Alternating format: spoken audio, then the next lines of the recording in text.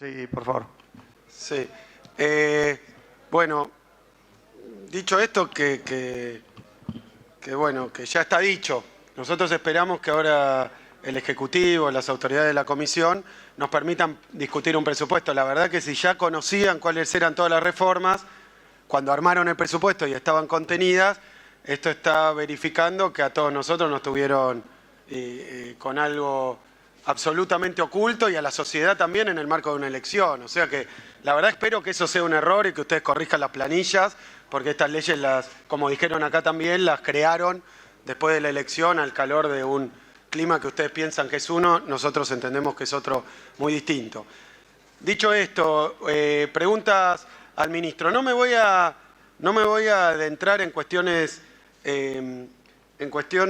muy de detalle del pacto que se ha firmado con los gobernadores. Simplemente voy a hacer una pregunta general que tiene que ver con lo siguiente, a ver si nos estamos equivocando en cómo fue el proceso histórico, digamos, de la construcción de este pacto. Si yo no entendí mal, en un momento, poco después de las elecciones, hubo una reunión entre María Eugenia Vidal y el presidente de la Corte Suprema de Justicia.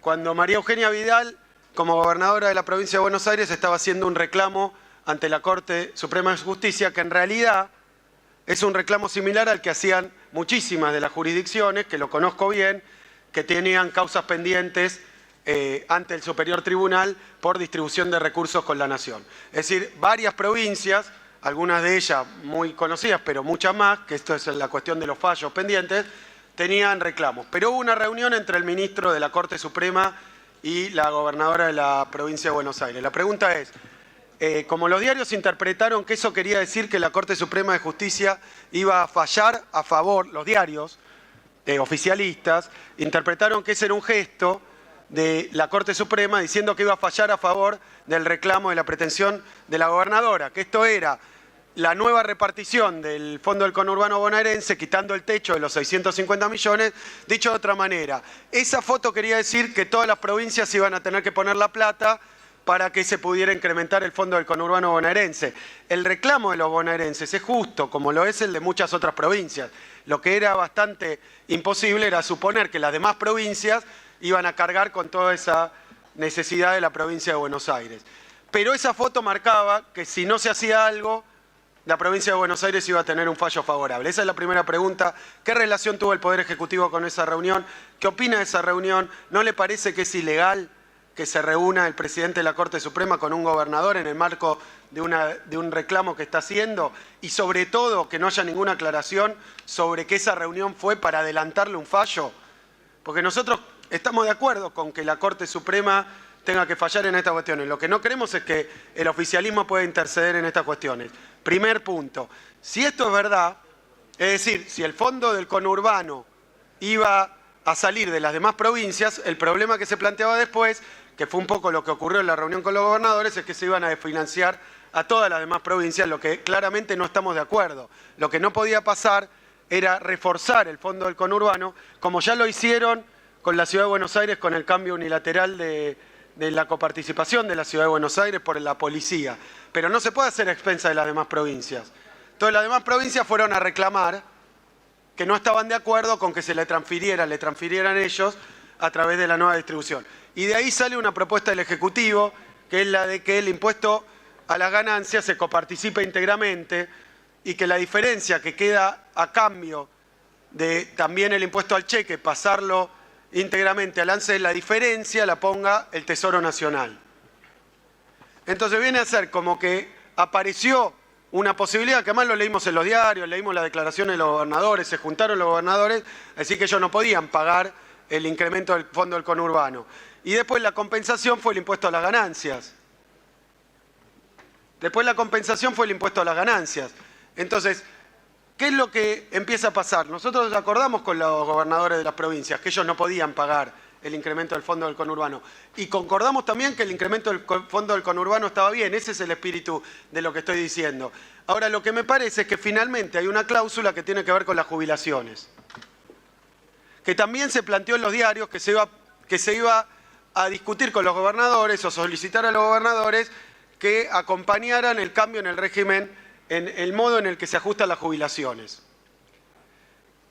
De esa primera reunión parecía que los gobernadores tenían que firmar y acordar una fórmula con el Ejecutivo, pero los gobernadores lo que hicieron fue firmar un artículo donde se proponía que el ajuste no estuviera nunca por debajo de la inflación. ¿Y por qué se proponía eso?